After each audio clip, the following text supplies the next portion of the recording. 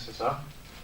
So I want to talk a bit. I had a session just now about the JavaScript API, but we had a little journey to get to that point.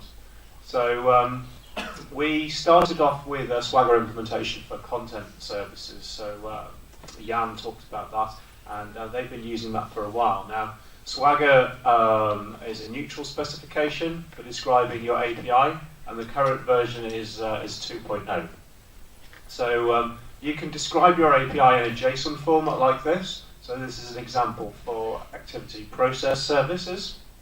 Or alternatively, you can use a YAML format. So YAML means yet another markup language, but it's a if you like Python, you'll love YAML because it's all based on nice indentation, and it doesn't have all these nasty decorators that braces that JSON has. That was an example for the content services, which is by default described in YAML. Swagger have, in order to display but either one of those formats, they have Swagger UI, and Jan showed that in his talk just now. So this allows you to display the API, looks really nice, and you can interact with it as well. So yeah, allowing you to try out the API has many benefits, and you can add parameters in there. So some of the things Jan showed doing in Postman, you can also do those in the API Explorer as well. This is an example screenshot, so you can modify parameters. That's actually just shown slightly above the screen fold there where I cut it off. But you see that you can also then take that example and run it in a curl script. And you can see all the headers that are displayed, the response, the body, any headers that are displayed that are given by the response as well. You can see all of that, all in one screen. So Swagger UI can also be customized. So this is the Content Services REST API Explorer, and it's a jQuery based page.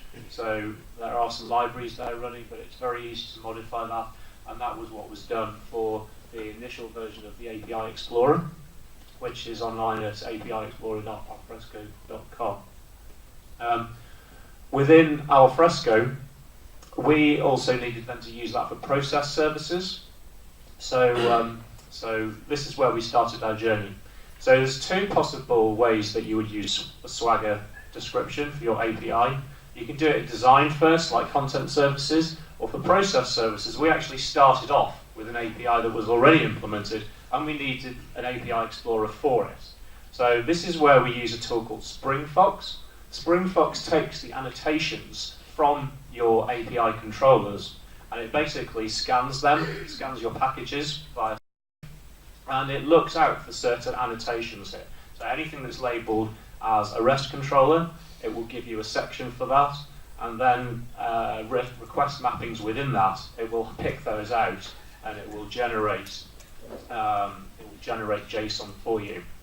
So then within that, you have these REST mappings, and they're annotated with an API annotation, and you also can have tags and descriptions there. So you're setting this data within the API, and it's all in one place. So you've got your code, and then you're adding the description there. You can describe the individual parameters as well. So by default, it will pick anything out that's labeled as an API parameter. But if you want to add additional annotations, then you can do that. I think I need to move the mouse here. Okay. So yeah. Still going? Yep. So this is great when you've got an existing API. We already had an existing API for process services, but we didn't have a Swagger description of it. So by annotating the code, this was a project that was started off by Jean-Marie Pascal, and then we as a team picked this up. It allowed us, even though a code-first approach is not always desirable, it's allowed us to get an API Explorer out the door very quickly. So now, soon we hope to have that made public.